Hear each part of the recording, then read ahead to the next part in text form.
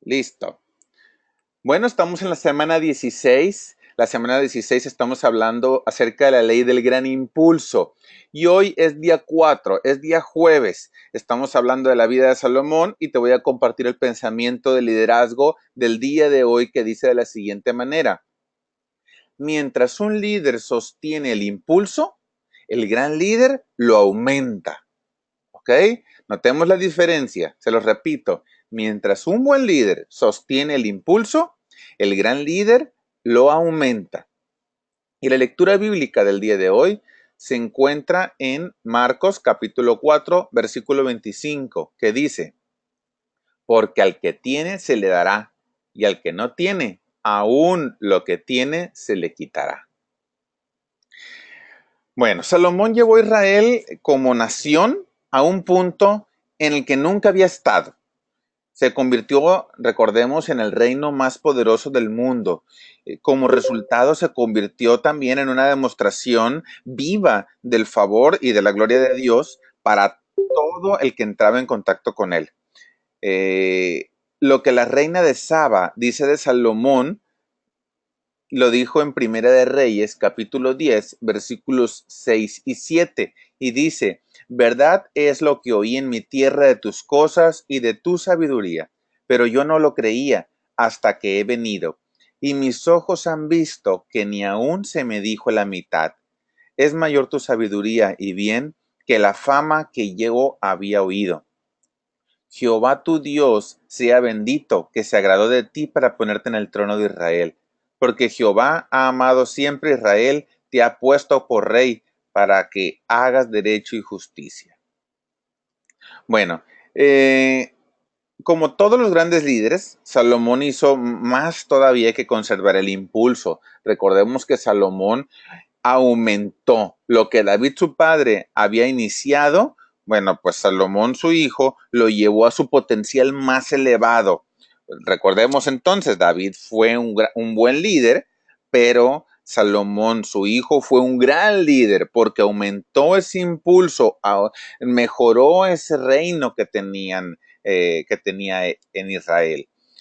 Si nosotros deseamos llevar nuestro equipo a un nivel más elevado y aumentar el impulso en lugar de solo sostenerlo, de cómo nos lo dejó el líder anterior o de cómo lo hemos manejado en los últimos meses o en los últimos años, en vez de sostener solamente el impulso, si lo queremos aumentar, ocupamos seguir las siguientes 5 directrices que te voy a compartir.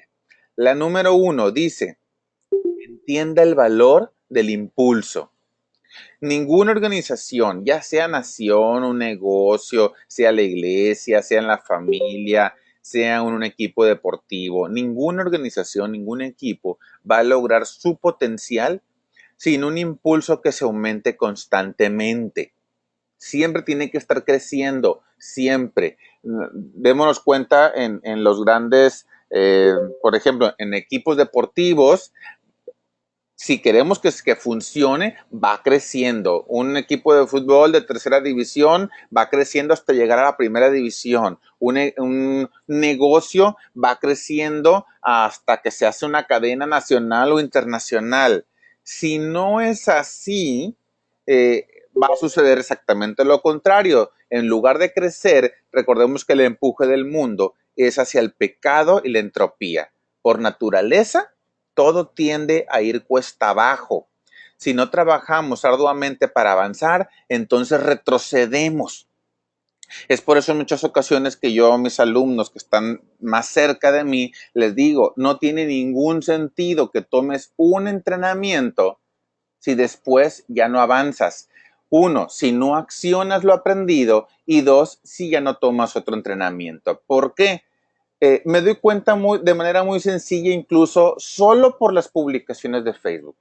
Me ha tocado ver personas que toman 1, 2, 3 entrenamientos y de repente en sus Facebook, sus publicaciones empiezan a cambiar, empiezan a ser de motivación, empiezan a publicar cosas cultas, pero de repente pasa el tiempo y después empiezo a darme cuenta que publican 2, 3 publicaciones buenas y una y una tontería, por decirlo de alguna manera. Y poco a poco las tonterías van en aumento. Es por lo mismo, porque les digo, se acabó el impulso, o trataron de sostener uno y se olvidaron de. En todas las áreas sucede lo mismo, en todas las áreas sucede lo mismo. Así que hay que entender, como punto número uno, el valor del impulso, que siempre tenemos que estar aumentándolo, no quererlo sostener o quedar en el conformismo, porque luego empieza a ir cuesta abajo. Es la naturaleza del mundo, ¿ok? Ese es el punto número uno. Número dos, identifique los factores motivadores en su organización. O sea, todo equipo posee motivadores potenciales del ímpetu para su personal, para el equipo, para cada uno de los miembros.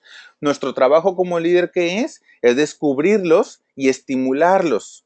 De entrada, inicia con la visión del líder, pero todavía se necesita más que eso. Los líderes que crean el ímpetu golpean de manera amistosa las pasiones de su equipo. Nosotros como líderes ocupamos descubrir cuáles son esas pasiones, mezclándonos con la gente y conectando con ella. O sea, cada miembro del equipo se unió a él tal vez por razones diferentes al resto de las personas, al resto del equipo. Habrá quienes se integran por la cuestión económica, habrá quienes se integran porque quieren aprender del negocio, habrá quienes se integran porque les gusta el ambiente que se vive ahí en ese equipo. Entonces hay que detectar por qué la gente entra a un equipo. Si nosotros logramos detectarlo, entonces ya vamos a saber cómo motivar a esas personas para que su impulso vaya creciendo. Y ese es el trabajo del líder, ver cómo incluso los miembros del equipo tienen algunas diferencias de actitudes, de carácter, de un día para otro y detectar qué es lo que está pasando para entonces poder acercarnos y poder conectar con ellos y poder lograr motivarlos de la manera apropiada para que sigan creciendo. ¿Ok? Ese es el punto número 2. Número 3. Quite los factores desalentadores de su organización. O es decir, acabamos de hablar en el punto anterior de que hay factores motivadores, pero también hay obstáculos potenciales de la motivación. A veces el problema son algunas personas. Las personas que son negativas crónicas siempre bajan la moral y perjudican el impulso. Esto es lo que hace que la gente que continuamente quiere ir a la cabeza o se anticipa al equipo. Yo creo que hemos detectado tal vez miembros en nuestro equipo que están trabajando de manera individual, que solamente buscan cómo servirse del equipo, entonces, o que quieren ser ellos nada más, o que quieren ganar primero ellos, o a anticiparse al equipo, ¿ok? Creo que algunas veces ya lo hemos detectado. Otras veces los valores de la organización, como por ejemplo la idealización del pasado, estorban el impulso. ¿Por qué? Porque estimulan a la gente a retener tradiciones obsoletas. Es decir, esto que me funcionó hace 5 años o hace 10 años, hoy ya no me funciona, pero yo sigo pues terco con que así debemos de seguir haciendo las cosas o las seguimos haciendo de la misma manera, aunque ya no dé el resultado. Eso es lo que ocupamos cambiar. Si nosotros queremos que nuestro equipo avance, pues tenemos que hacer precisamente lo que hizo Salomón. No sé si recuerdan que el día de ayer les estuve platicando de cómo él limpió el camino en favor del impulso positivo. Él apartó a la gente que perjudicaría el progreso. Recordemos que tenía 4 enemigos potenciales dentro de la nación y que a uno lo había exiliado, a otros los había matado, a otros lo había encarcelado, ¿no? Entonces, eso es lo que de alguna manera hay que alejar de nosotros o del equipo, la gente que es negativa crónica. Retirarnos de esa persona o sacar del equipo a ese tipo de personas que no le están sumando al equipo, que le están restando. ¿Ok? Recordemos que no existe en el equipo más que la persona que suma o la persona que resta. No existe un neutro. Siempre estamos sumando o estamos restando. Ese es el número 3. El número 4, la directriz número 4 dice, programe momentos para dirigir y celebrar. Los líderes, por ejemplo, del Antiguo Testamento, sabían celebrar. Cada vez que Dios mostraba su favor al pueblo, los líderes levantaban un altar o un monumento para honrarlo y recordar a la gente dónde habían estado y hacia dónde Dios los quería llevar. Salomón siguió el mismo patrón. Cuando llegó el reinado, decidió honrar a Dios. En vez de edificar un altar, él lo que hizo fue construir un templo para conmemorar la bondad de Dios y aprovechó la oportunidad de recordar al pueblo su historia y el futuro que Dios tenía para ellos, de modo que pudieran hacer los ajustes adecuados en su vida. Entonces, nosotros al dirigir a nuestro equipo, ocupamos seguir el ejemplo de Salomón. Ocupamos dedicar tiempo para que la gente disfrute sus logros. Nada eleva la moral más que la celebración. Vamos a reconocer ahí los hombres a las mujeres que hicieron posible la victoria. Nosotros cada que terminamos un entrenamiento, por ejemplo, celebramos, vamos a cenar, vamos a disfrutar, ya que celebramos, ya que logramos un éxito, vamos a celebrar en todo siempre. Por ejemplo, hace días que yo había corrido 21 kilómetros, me di como premio ir al cine. No ocupa ser algo grande, nada más algo que tu mente ancle de que es un premio. Es un premio. Recordemos que nosotros queremos siempre gratificación inmediata, queremos nosotros que se nos reconozca, queremos ser premiados y es lo que nos funciona, ¿no? Por ejemplo, hace días, el fin de semana, el domingo, para ser exactos, tuve la oportunidad de participar en un Ironman, o sea, son 1900 metros nadando, salir del agua, del mar y ciclear, andar en la bici 90 kilómetros y bajarme de la bici y correr 21 sobre el pavimento, correr 21 kilómetros. Entonces, ¿qué es lo que pasó? Al finalizar, pues también nos premiamos. Al día siguiente nos fuimos de paseo a Tulum. Y eso es un premio, hay que celebrar, premiar al cuerpo o premiar a la mente, premiar el equipo cada vez que logramos un éxito. Eso está bien, eso nos lo enseña la Biblia. No es que seamos egoístas, sino al contrario. La Biblia misma lo dice que hay que celebrar. Hay que reconocer siempre a los hombres, a las mujeres que hicieron posible esa victoria. Hay que agradecer, por ejemplo, a mí me tocó agradecer al terminar ese Ironman, agradecerle a mi esposa, le agradecí a los compañeros que iban conmigo, por llamada telefónica le agradecí a la gente que me había apoyado. Entonces, eso es lo que hay que hacer. Aprovechar la ocasión para clarificar y comunicar también la visión a la gente. ¿Por qué hacemos las cosas? De tal modo que el ímpetu, que el impulso creado los empuje siempre en la dirección correcta. ¿Ok? Ese es el punto número 4. Y por último, el número 5. Practique carácter en su liderazgo. Haga lo correcto. No importa cómo se sienta. ¿Vieras qué difícil es eso? El factor más importante en el proceso continuo de hacer crecer el impulso es el carácter.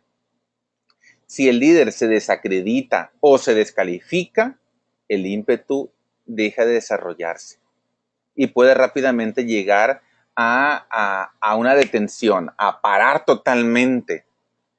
Ojo, eso es fundamental. En el caso de Salomón, pues tuvo problemas con su carácter.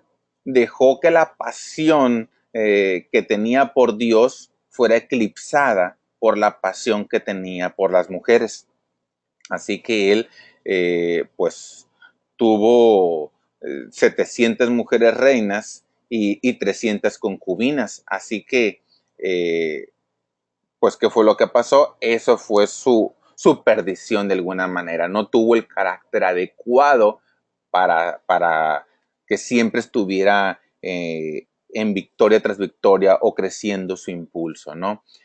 Así que nosotros igual ocupamos tener el carácter para siempre avanzar. Cuando nosotros digamos, ¿por qué habría de hacerlo?